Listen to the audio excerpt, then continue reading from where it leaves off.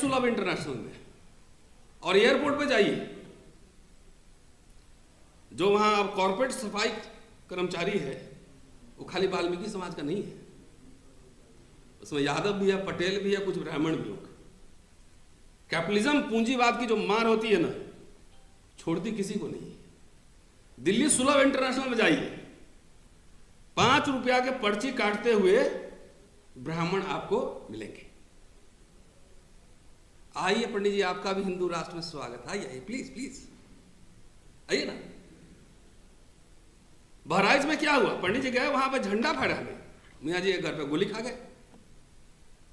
अभी बाबा लोग अभी देख रहे हैं, क्रिसमस में जा रहा है तोड़ फोड़ करने, तो कहीं कोई बाबा देखे कि जबरदस्ती कह रहा है कि बाइबल हटाओ, कौन था पता नहीं, कौन बाबा था उधर, हाँ हनुमान चालीसा पढ़वा रहा है।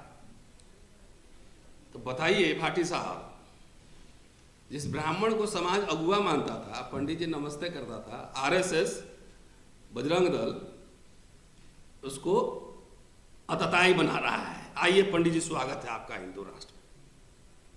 मेरे मित्र हैं प्रोफेसर रविकांत, मेरी बातचीत चल रही, हम लोग आजकल बोले कि हम लोग ब्राह्मण पे ही बोला जाए, दलित ओबीसी को जगाने का कोई फायदा नहीं है, ये सब यहां से जगता है उधर जाके सो जाता है, कोई काम का नहीं है, कोई काम का नहीं है। अब भाटी साहब के कम्युनिटी के लोग मेरे घर पे किसी दिन आए थे, हम लोग ऐसी सभा के 25-30 लोग थे, शायद आप नहीं थे उसमें। हम ले भैया छल्ले वाली गाड़ी से बाहर निकलो पहले हैं? तो बाबा का हाल भी बहुत बुरा होने वाला। आप लोग को लग रहा है ना कि बाबा राज कर रहे हैं, सब लोग राज पुरोहित नहीं बनेंगे। आखिर ऐसा क्या हुआ? अब इसके बाद मुस्लिम पे आऊंगा। क्या हुआ कि पंडित जी अब जो है ना दिल्ली में मजदूरी कर रहे हैं, वो इलेक्ट्रिक वाला चला रहे हैं, ई रिक्शा हैं, और हलवाई का काम करना पड़ेगा, सुलभ इंटरनेशनल में भी जा रहे हैं। क्यों? क्योंकि इनको भी हिंदू राष्ट्र बनाने का कीटाणु काटा था, हिंदू राष्ट्र बनाने का कीटाणु काटा था। ये हिंदू राष्ट्र नहीं है, ये ब्राह्मणों का भी राष्ट्र नहीं होगा, सुन लीजिए, सब ब्राह्मण राज पुरोहित नहीं बनेगा। ये होगा अडानी का राज, जहां के 15,000 पे पंडित जी आपको भी काम करना पड़ेगा। हम तो दलित हैं, हम लोग पहले क्या 50 साल पहले कुछ था ही नहीं, मजदूरी कर लेंगे। तुम अपना जानो, अपना जानो, बनाना था। वैसे ही जैसे दलित को पूरा 80 के दशक में दोनों फेनोमेना चल रहा है। देखिए स्टार्ट, ब्राह्मण को हिंदू राष्ट्र बनाना है और दलित को हुक्मरान बनना है, दोनों चल रहा है पूरा एक साथ, है ना। तो हुक्मरान बनने के चक्कर में सरकारी नौकरी, वजीफा और एडमिशन और स्कॉलरशिप सब कुछ था ना। बोला कि एक काम करो ना, तो हुक्मरान बनोगे तो कर ही लोगे ना, तब तक इसको खत्म करो, खत्म करो सब, दोनों पैरेलल एक साथ। देखिए दूसरी बात, आजादी के बाद एक लंबे समय तक कांग्रेस ने शासन किया। उसका प्राइमरी जो वोट बेस था वो ब्राह्मण, मुस्लिम और दलित, यही था ना, SC/ST। OBC politics largely anti Congressism रहा, आजादी के पहले से भी चलते रहा।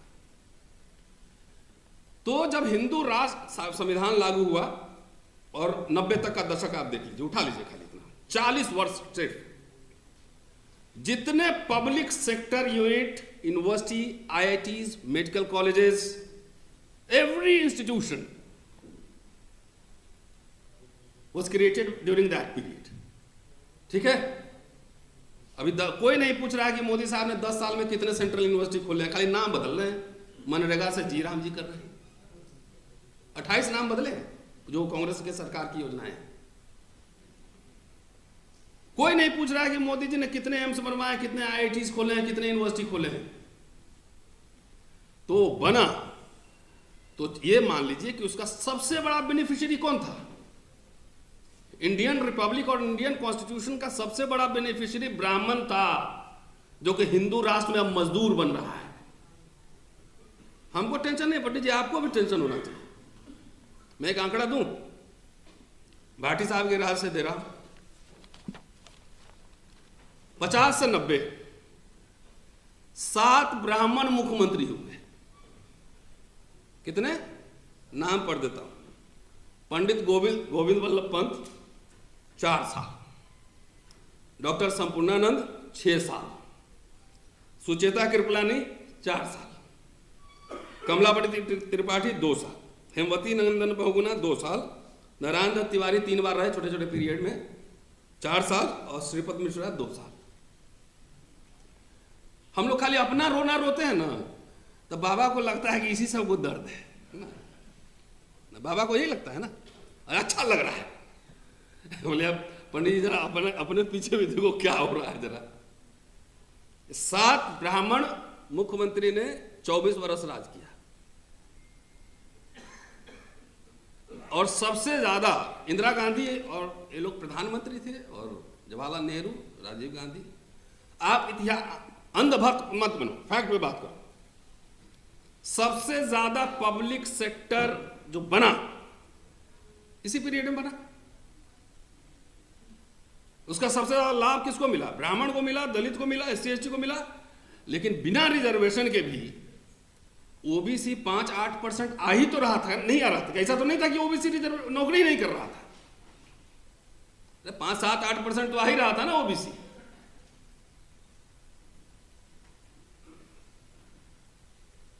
आ रहा था। अब तो OBC प्रधानमंत्री है, ट्राइबल राष्ट्रपति है, लॉ मिनिस्टर दलित है, तो अब नॉट फाउंड सुटेबल काहे हो रहा है? नौकरियां कम क्यों हो रही है? क्लास 3-4 कॉन्ट्रैक्चुअल क्यों हो गया? भाई 90 के बाद तो बहुत सारे दलित बैकवर्ड लीडर्स पैदा हुए ना, सोशल जस्टिस का जमाना आया, तो फिर कॉन्ट्रैक्चुअल प्राइवेटाइजेशन क्यों आ गया? ब्राह्मण जब साथ था उस समय तो पब्लिक सेक्टर बन रहा था, जिसका सबसे ज्यादा लाभ ब्राह्मण समाज को मिला। कहीं चले जाते ऑफिस में, Tripathi ji, Mishra ji, Thakur ji, vice chancellor, all vice chancellors, all professors, all bureaucrats, जजेस। मोदी जी आए तो लैटरल एंट्री लाए। जरा उनका सोशल प्रोफाइल चेक कीजिए तो उसमें कितने ब्राह्मण आए हैं। यह आंकड़े देना इसलिए जरूरी है कि वो आपने अभी राहुल इंदौरी साहब का कह ही दिया ना, वो मुझे याद नहीं तो मैं भी पढ़ देता। तो तुम पढ़ देना। कहते हैं ना, हाथ में मिसाल लेकर कोयले के खदान में रोशनी नहीं करते हैं। तो आप हाथ में जो मशाल लेकर जो रोशनी करने जा रहे हो, कोयले के खान में आग ही लगेगी जिसमें आप भी भस्म होंगे। Secular, democratic, socialist, modern, Cambridge educated prime minister Pandit Jawaharlal Nehru. तो रविकांत वाले बात छूट गया। रविकांत उसी से जोड़ देता हूं। रविकांत ने कहा, उसको मैं कोट करता हूं, कि ब्राह्मण के हाथ में, ब्राह्मण का प्रतीक जब तक सरस्वती रही तब तक ब्राह्मण विद्वान बन रहा था। नेहरू ने सरस्वती को प्रतीक माना ना, प्रतीक माना सिंपल। तो प्रतीक मान के वो साइंटिफिक इंस्टीट्यूशंस खोल रहे थे, IIT, मेडिकल कॉलेजेस, सिंदरी, तो कहां कहां पूरा बांध बना रहे हैं, ये कर रहे हैं। और RSS ने परशुराम पकड़ा दिया, फरसा वाला। तो जाके जो भी पंडित जी लोग सुनेंगे, जरा अपने बच्चों पे नजर रखें कि कहीं आपका बेटा दंगाई तो नहीं बन रहा है। तो एक सेकुलर डेमोक्रेट जवाहरलाल नेहरू ने साइंटिफिक इंस्टीट्यूशन, पब्लिक सेक्टर खड़ा किया, और एक राइटिस्ट प्रो कॉर्पोरेट ब्राह्मण प्राइम मिनिस्टर अटल बिहारी वाजपेयी ने छीन लिया, डिसइन्वेस्टमेंट मंत्रालय। तो सरकारी कंपनी बिकी तो खाली दलित का नौकरी गया कि आपका भी गया पंडित जी। पेंशन छीना तो चूंकि सबसे ज्यादा पेंशन में ब्राह्मण थे, उसके लाभार्थी तो नौकरी, सरकारी नौकरी में ब्राह्मण थे, तो उसके लाभार्थी तो जो है पेंशन को वही ना होंगे ज्यादा। तो पेंशन छीना तो खाली हमारे ही छीना, आपका भी छीना ना। ये देखिए, इसीलिए मैंने कहा कि आप लोग को नहीं समझाऊंगा। आप लोग समझते ही खाली बढ़िया बढ़िया भाषण गुदगुदी वाला सुनते हुए अच्छा लगता है। 10 पंडित जी भी हमारी बात सुन लेंगे तो एक गांव को मोबिलाइज कर देंगे कि आदमी ठीक कर रहा है। ठीक है ना। सरकारी संस्थान बर्बाद हुआ तो उसके भुक्तभोगी खाली हम थोड़ी, आप भी हैं। जिला स्कूल सबसे एलीट स्कूल हुआ करता था, उसमें एसपी साहब के बेटा भी पढ़ते थे, डीएम साहब के बेटा पढ़ते थे हैं। वो बर्बाद हुआ तो आपको भी प्राइवेट में जाना पड़ेगा ना। प्राइवेट अस्पताल में आपको भी जाना। सारे ब्राह्मण तो करोड़पति नहीं होंगे ना। और इसे भी हमारे यहाँ एक विद्वान लेकिन निर्धन ब्राह्मण था, यही पढ़ाते हैं ना, ब्राह्मण लेकिन निर्धन ब्राह्मण था। तो निर्धन ब्राह्मण जब जाएंगे मैदानता में, फोर्टिस में, तो क्या बोला कि आइए पंडित जी स्वागत है, आपका फ्री में इलाज होगा। तो मेरी राय ये है ना, खाली अपना रोना मत रो, दूसरों का भी दिखाओ। दूसरी बात है कि हम लोग किसी को थैंक यू नहीं बोलते हैं, पता नहीं क्यों। अरे इंदिरा गांधी तो दूर है, अभी इंदिरा गांधी नहीं होती तो तुम्हारे नेतवा सब भी नहीं होता, क्योंकि बाबू लोग ही पढ़ के चंदा दिया उसको संगठन बनाने के लिए, समझे। जमींदारी नहीं थी, अब बैंकर नहीं था, तेरे मामा बैंकर नहीं थे, दलितों की जमींदारी नहीं थी। भाटी साहब का जरूर हो सकता है 100 एकड़ हो, इनसे पूछिए ना कितना एकड़ है। उत्तर प्रदेश देश नहीं है, उससे बड़ा देश है। 2 एग्जाम्पल दे रहा हूं। इस बाबू लोग का ना जिस से बनाए थे, सामाजिक संगठन और विश्वविद्यालय खड़े हुए जिस दिन, इस भारत सरकार को शिकस्त हमने दी। 2 अप्रैल 2018 और 5 मार्च 2019 रोस्टर का आंदोलन 5 मार्च और 2 अप्रैल 18 SC/ST एक्ट के खिलाफ। सरकार बैकफुट पे गया कि नहीं गया? हारा ना। ये बाबू लोग जितना चंदा दिया है अरबों खरबों रुपए, उनसे पूछो तो कौन सा नेशनल पॉलिसी बनवाया है? उन्हीं का नौकरी खत्म हो रहा है।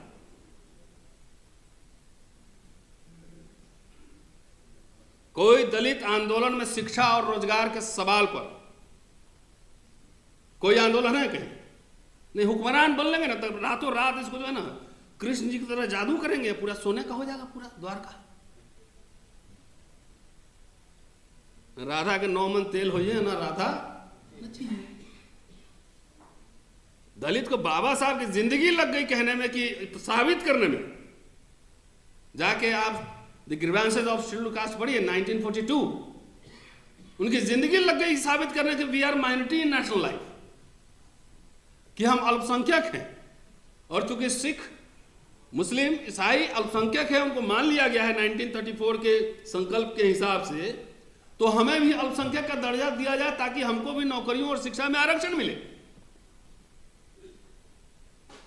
तुम लोग को नशा चढ़ा हुआ था कि हम 85 हैं 90 हैं।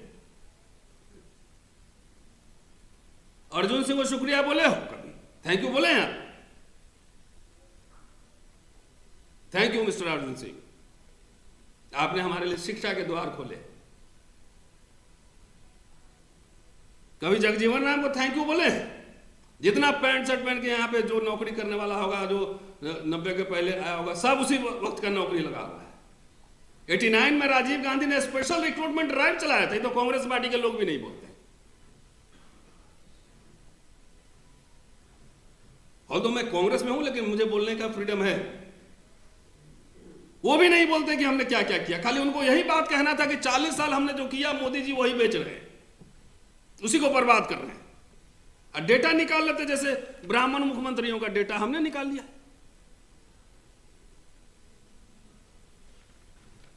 तो किसी को थैंक यू नहीं बोलेंगे। इमरजेंसी लगा था तो उससे हमें क्या, दलितों के लिए गोल्डन एरा था, मेरी स्टैंड था पहले, अभी भी है।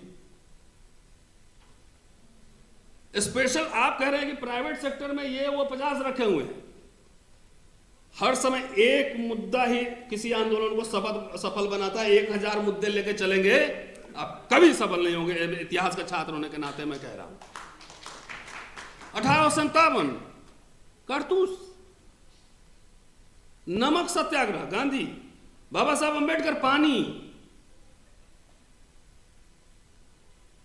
आरएसएस बीजेपी राम मंदिर, और आप 1000 ले लेते हैं कि ये भी कर लेंगे, वो भी कर लेंगे, वो भी कर लेंगे। मैं आपको चुनौती देता हूं पूरे हाउस को कि सिर्फ आप स्पेशल कंपोनेंट प्लान लागू करवा लें। मैं आपको चुनौती देता हूं कि एक मुद्दा उठाइए कि सरकारी ठेकेदारी जितनी है उसमें हमारा रिजर्वेशन लागू करिए।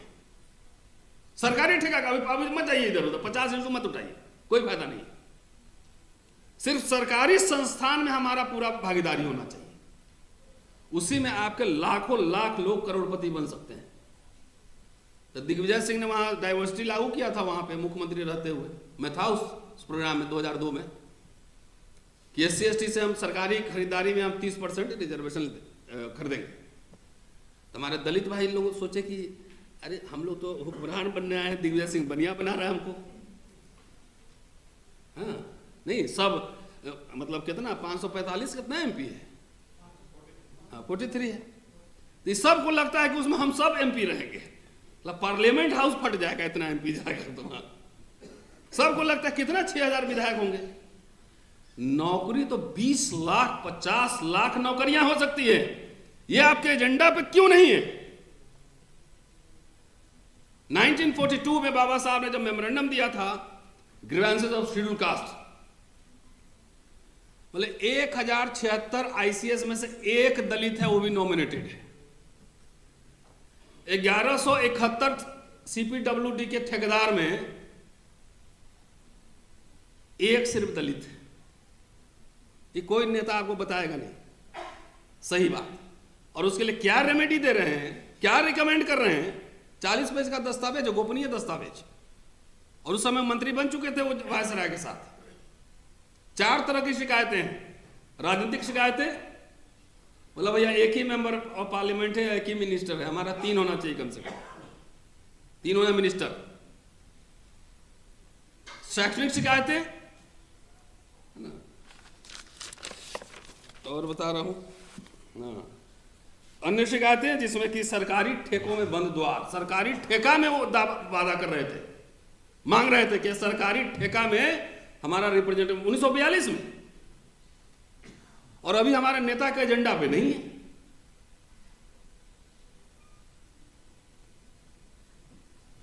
जात के नाम पे वोट दे रहे हैं ना, तो बोलिए कि घोषणा पत्र में शामिल करिए। क्यों नहीं बोलते हैं? क्योंकि सब पर्सनल काम में ज्यादा सेटिंग में इंटरेस्टेड रहता है।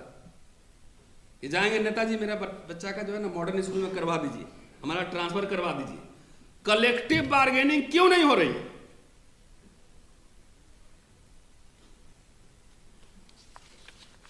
रेमेडी सब दे रहे हैं, कह रहे हैं कि दलित के पास पैसे नहीं, कुछ नहीं, तो उसको नौकरी में लाने के लिए क्या करना चाहिए? कह रहे हैं कि आयु सीमा बढ़ाया जाना चाहिए, परीक्षा शुल्क में कमी होनी चाहिए, और एक नोडल ऑफिसर, एक अधिकारी नियुक्त करें जो कि देखे कि इसके साथ गड़बड़ नहीं हो रही। शैक्षणिक शिकायतें में क्या बोले, खाली पॉइंट्स बोल रहा हूं, आप किताब पढ़ लीजिएगा। उच्च शिक्षा के लिए सहायता का अभाव, कोई हेल्प नहीं है। अनुसूचित जातियों के लड़कों में उच्च शिक्षा की प्रगति को देखा जाए तो कला और विधि में ठीक ठाक है। विज्ञान और इंजीनियरिंग में शिक्षा ने कोई प्रगति नहीं की है, विदेशी विश्वविद्यालयों में उच्च शिक्षा से पहुंच से बाहर है। इसके लिए कई रेमेडी दे रहे हैं कि 2 लाख फंड दिया जाए, BHU MU को जैसे 3 लाख दे रहे हैं वैसे हमें भी 3 लाख दिया जाए, और जो विदेश पढ़ने जा रहे हैं उनको 2 लाख रुपए का फंड क्रिएट किया जाए, ये कह रहे हैं। बहुत सारा डिटेल्स कि उसके अलावा छात्रवृत्ति की व्यवस्था, निःशुल्क शिक्षा की व्यवस्था, माइनिंग स्कूल में कुछ सीटें रिजर्व करने की बात है, सरकारी प्रिंटिंग प्रेस में जो ट्रेनी है उसको लगाइए, रेलवे वर्कशॉप में लगाइए ट्रेनीज, जहां फिटर बढ़ई कई टेक्नीशियन लगाए जाते हैं। ये कह रहे थे स्टेट एंड मैनिटी, बाबा साहब ने स्टेट सोशलिज्म की बात की थी कि जहां हमें जरूरत होगा वहां प्राइवेट सेक्टर लेंगे, जहां जरूरत होगा हम गवर्नमेंट सेक्टर रखेंगे, है? तो बाबा साहब 56 में डेथ हो गया, तो आप वहां से लेकर 90 तक आइए। फर्स्ट फेज, सेकेंड फेज का भी एनालिसिस करूंगा कभी और। तो उस बाबा साहब को उस विजन को आगे बढ़ाया गया कि पीछे ले जाया गया? आगे बढ़ा ना। 1983 का बाबू जगजीवन राम का भाषण पढ़िए, मद्रास में बाबा साहब अंबेडकर की जयंती पर गए थे। उन्होंने कहा कि उन्होंने जो खाका, जो बाबा साहब ने खाका बनाया था, उसमें अभी मांस और रक्त डालना था। क्या डालना था? जो उस समय तो कितने पढ़े लिखे लोग होंगे SC ST में। 1942-43 में तो कह रहे हैं पूरे बॉम्बे प्रोविंस में 400-500 ग्रेजुएट थे। तो काउंट नंबर पे इतने हो गए ना। बाबू जगजीवन राम भाषण में कह रहे हैं कि बाबा साहब ने कंकाल जो बनाया था उसमें मांस और रक्त अभी डालना बाकी था, हमने वो काम किया। 1957 में रेलवे में प्रमोशन में रिजर्वेशन बाबू जगजीवन राम ने लागू कर दिया था, ये हम नहीं पता होगा। मद्रास हाई कोर्ट में केस हुआ, जगजीवन राम हार गए, फिर आए यहां पर सुप्रीम कोर्ट, वहां पे जीते। उसके बाद उसी भाषण में कह रहे कि बाकी सारे डिपार्टमेंट से मैंने कैबिनेट से पूछे बगैर भी मैंने अपॉइंटमेंट्स किए धड़ल्ले से। जो लोग पुराने लोग होंगे, 3-3 नौकरियां मिलती होंगी, वो पोस्ट ऑफिस में, एक रेलवे में, एक पुलिस में, कौन सा करूं उसमें चॉइस करना होता था। ये सब कुछ नहीं हुआ। नहीं, भारतीय रिपब्लिक में, गणराज्य में और संविधान से कुछ नहीं हुआ। RSS की भाषा अगर जो दलित बोल रहा है और जो दलित ये कह रहा है कि 70 साल में कुछ नहीं हुआ, वो समझ लेना RSS के पेरोल पे है। जो ये भी बोले कि बीजेपी कांग्रेस एक है, वो भी RSS से फंडेड है। बाबा साहब ने कैटेगरिकली 1952 के मैनिफेस्टो में यह कहा था कि RSS और हिंदू महासभा जैसे प्रतिक्रियावादी संगठनों के साथ हमारा कोई समझौता नहीं होगा। तो फिर हमारे दलित नेता सब RSS बीजेपी से समझौता क्यों करते हैं बाबा साहब का नाम लेकर? ये एहसान फरामोश समाज बैठा हुआ है। जिन जिन लोगों ने आपके लिए कुछ किया उसको कभी थैंक यू भी नहीं बोला। चाहे VP सिंह हो, अर्जुन सिंह हो, इंदिरा गांधी हो, जगजीवन राम हो, तो दलित नेता सब तो फैला दिया कि इंदिरा गांधी भी मनुवादी है, नेहरू भी मनुवादी है ना, और जगजीवन राम भी चमचे हो गए, सारे ये सब का चमचे हो गए, सब कुछ हो गए। ये चमचों के पैसे से यहां लाइट लगा हुआ है।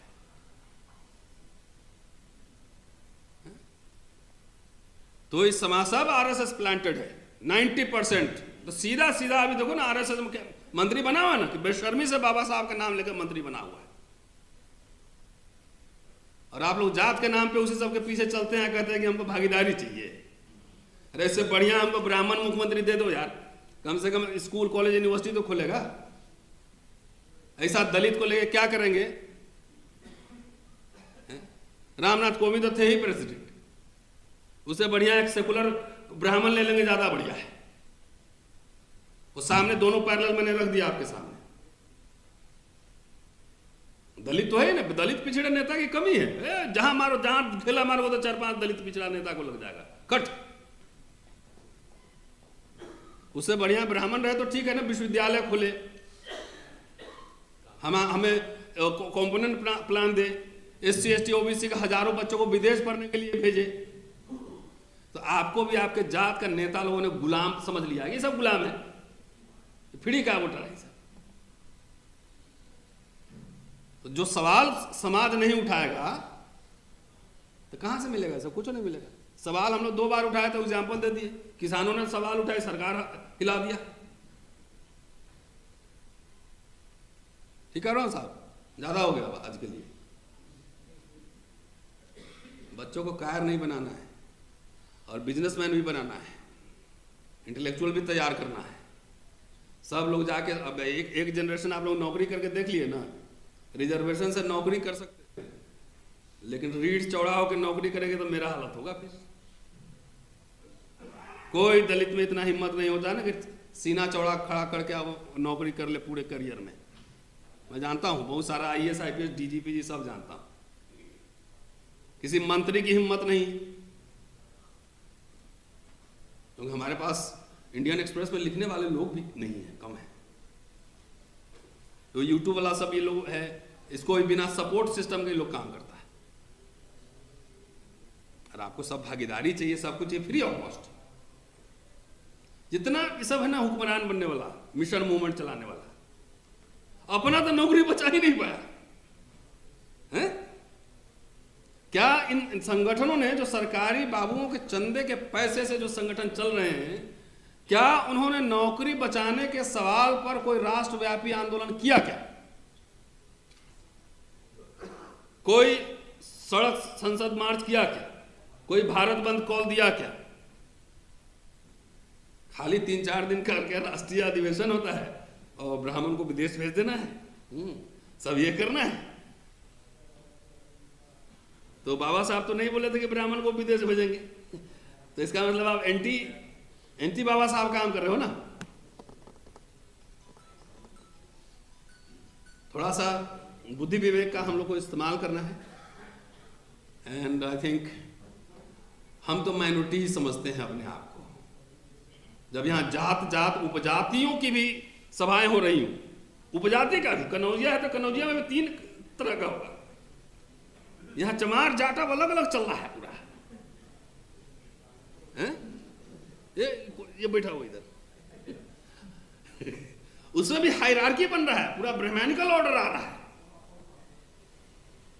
जब जात उपजातियों के संगठन बन रहे हैं और वो आपस में मुठभेड़ करने के लिए तैयार हो, आप संगठन बनाइए, मुझे दिक्कत नहीं है, लेकिन कम से कम साझा कार्यक्रम तो बनाइए। आपस में ही लड़ रहा है, उसमें से भी एक ऐसा आ जाएगा जाटव जैसा, इसको RSS वाला देगा 10 लाख रुपया, लो तुम अपना बनाओ सभा।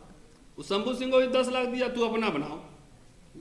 इधर ओम सुधाई बैठा हुआ है, इसको 2-4 करोड़ दे दिया, सब अपना अपना सभा बनाए घूम रहा है।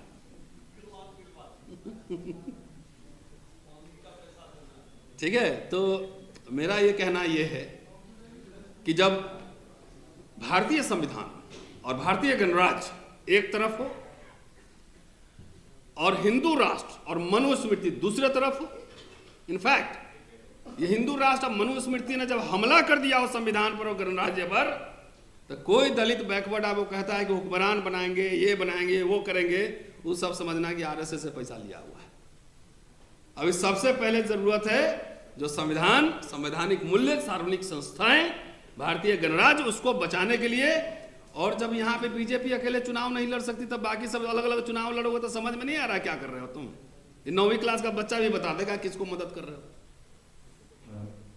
तो जब ये सब हो तो कोई भी सेंसेबल आदमी को, जिसको अपने हक हकूक के लिए, अपने बच्चों को भविष्य के लिए, ठहर जा भाई नेताजी, ओए ठहरो, भविष्य के लिए चिंतित है, तो सीधा और सीधा हुक्कू राम बनने के चक्कर में न रहे, भारतीय संविधान और भारतीय गणराज्य के पक्ष में खड़ा हो। और अगर मेरा नाते रिश्तेदार भाई भी अगर हिंदू राष्ट्र और मनुस्मृति के साथ रहेगा, तो मैं उसका भी सार्वजनिक विरोध करूंगा। ये कन्विक्शन होना चाहिए, तभी कुछ मिलने वाला। अदरवाइज 1000 इशू मत लीजिए, एक ही इशू रखिए, उसी को हैमर कीजिए। लोहा गर्म में मार दो हथौड़ा नहीं, ठंडा लोहा को इतना पीटेंगे कि उसको लाल कर देंगे। ये एटीट्यूड रहेगा ना, तब आप जीत पाइएगा, नहीं तो नहीं जीत पाइएगा। शुक्रिया, जय भीम।